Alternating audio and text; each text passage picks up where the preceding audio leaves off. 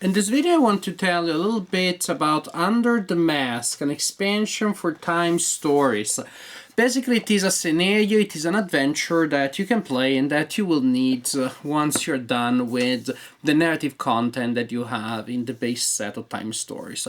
I will not talk about the T.I.M.E stories engine in general. You probably know about it at this point because it's a very popular game, and well, as you know, then it's a game that constantly needs to be reloaded, refueled. Once you have played an adventure and you figured out what the story is about and you complete it successfully, then I guess you can keep play to optimize it, but other than that, you need to move on. The replay value is very low, but the play value is very high because you have all the surprises and joys and fun that you have in fiction. It is, in fact, a narrative engine almost more than a game, or a ludic narrative engine. So, Under the Mask, sooner or later you need to add some of these scenarios. The price, I paid it $30 in my friendly local game store. Not particularly cheap, but the quality of the components is very high. Each card has its own art. The art is very high value. The branch of decisions, the plots, pretty much the narrative universe that you can navigate is very sophisticated, is well constructed. So, not particularly cheap, but for what you get, for the quality of the art and the number of cards that you get in here, pretty good value, I think, or at least acceptable. And the idea is always the same. If you have three friends that are gonna play, simply everybody puts in $10. If you go to the movies, you're gonna spend the same, and 90 minutes later you're done. Here, at least with a single scenario, you can play a couple of times, especially if you fail the first time or two. It took me 4 times to complete this adventure, so it is not one that is particularly easy. And then, you know, once you have played an adventure, if you want to trade it or sell it, you recoup part of the expense. Under the Mask. Under the Mask, as you may have guessed by now, I'm not going to show you a single component. Part of the secrecy that has to do with these adventures. I don't want to give you any spoilers. Even the back of the box has a nice illustration, but that's pretty much it. Doesn't tell you anything. However, I was wondering, what am I going to say in this review? First, I'm going to tell you that I liked it. I like this expansion very much. If you don't want to have any spoiler at all, you simply trust me. I found this to be a good adventure. If you are going to keep watching, I'm going to tell about the mechanics, the specific mechanics that you find here that you do not find in the basic set, and then some of the other things that give flavor to the adventure. I'm going to tell you why I liked it in particular. Spoiler alert, or warning about the type of spoiler that you will find here. If those are spoilers, I'm simply going to tell you about the kind of information that you receive during setup when you enter your sci-fi base before you're transported back to ancient Egypt. So the kind of mission that you have and the parameters of the mission. If that is too much spoiler for you, then please do not keep watching, go do something else. Otherwise, here we are. So, in Under the Mask, the case, the mystery. The mask of the pharaoh has been stolen back in time, so it is your job to go back and find it. In this sense, this story is a mystery. It's a mystery. It belongs to the mystery genre. You're there in ancient Egypt, but you're talking to people, you're putting clues together, you're following certain people that may or may not be involved, you hear the rumors, so you need to figure out who stole it and how and where the mask is, because figuring out the culprit is not enough. You need to take the mask and put it back in the pyramid where it belongs. So you also need to find access to that. Another detail, you also need to poison it. Yes, you need to cover the mask in poison so that when the mask is then found in 1922, it is bad for the archaeologists that find it. I like this, that when you go back in time and you need to restore negative stuff. There's an old story of Plastic Man in which he needs to go back in time and assassinate Abraham Lincoln because in that timeline he wouldn't die, so to save the universe he needs to go back and assassinate Lincoln. And you need to make sure that the mask is covered in poison. So 3 things: find the mask, find the poison, and put the mask back. Not easy, not an easy task at all.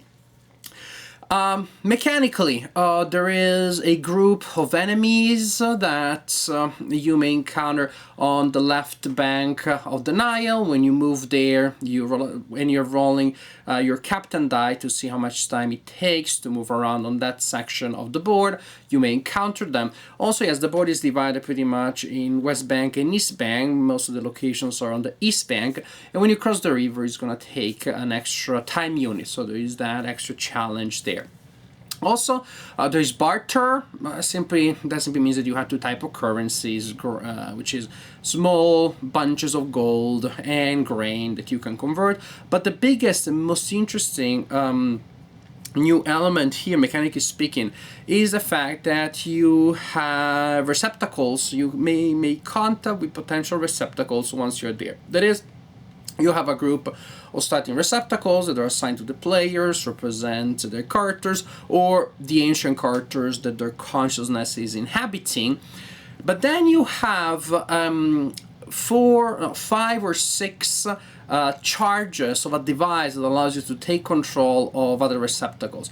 That is, from time to time, when you encounter characters, there's an icon that tells you that you may transfer your consciousness into that character. Then you use one of the charges of your device, so there is a limited number of charges, and you become this other person. This is awesome. Even when I read about this, even before I started playing it, I was sure that this was gonna be fun because you're gonna get different sets of skills, and I knew already that probably there were characters that looked very good, but maybe were not particularly useful in terms of plot progression. There would be characters that would be there just to trick you. That is, you jump in that character, you consume a charge, and then later when there's a vital character, you don't have charges anymore. Was I right? Was I wrong? Who knows? Who knows? I'm just sharing the kind of thoughts that I had when I was reading the rule book, and I thought, no, I was reading the cards and getting the instructions from the cards, and I thought, ooh, probably those things are there. Who knows? Let's just say that if they are there, those were fun. Those would have been very fun. So, in any case, there's a puzzle, there's an element there. And if nothing else, there's variety because you have sets of skills, abilities that will change from time to time. Sometimes you have the big guy that is very strong and needs to fight a lot. Some of the times you need a scribe, you need somebody who's more subtle, somebody who has access to certain places. You do get the sense pretty much that this is the sci-fi, historical sci-fi version of some hard-boiled stories where the detective is following a lead, is following a possible suspect to see where the suspect goes. It's just that you have to follow them, you jump into their head and you transfer your consciousness to them. But it's really fun, the fact that you can transfer from character to character during gameplay. Reminds me of that TV show from the 90s. What was it called? Quantum Leap, I think it was about this too. So, mechanically, there is this element which I like very much. I hope I'll see it in other expansions too. So it was fun. I found it challenging, as I said. I found this adventure to be particularly challenging, particularly pleasing. I find it to be well-rounded. That is, you really need a range of skills, and you have the right character with the right skills at the right time, jumping in and out of possible receptacles in a certain order that you will figure out failing and hitting your head against the wall of a pyramid, I guess. So, I like the fact that different characters interact with the environment in very different ways, and again, more receptacles means more types of interactions. I didn't find that there was much combat. Maybe we just didn't get to fight a lot. That doesn't mean the strong characters are useless. There may be still cases where you need to push a heavy door, where you need to lift something up. There are puzzles, and there's a puzzle towards the end which is very tricky. It has a very interesting element that I'm not going to spoil to you, but well, I know, send me a private message and we talk about it. It's really fun puzzle. So overall, I'm extremely pleased with Under the Mask. Maybe you will not be pleased with this extremely generic overview, but when we're talking about things that can be spoiled so easily, I want to preserve the joy of discovering the adventure for you. But this is one that I highly recommend to people that enjoy the mystery genre. This is at the core a mystery genre. The setting doesn't feel superficial or shallow, though. I think that there was some good job that was done here to give you a sense of time and place. The setting still feels very flavorful, but at the core, if you like a good traditional mystery, this is an adventure that falls in that genre, and so it's an adventure that I believe will please you, because as a mystery it is a very effective one. Fun, fun, fun. Highly recommend to anybody who enjoys mysteries in general and time stories in particular.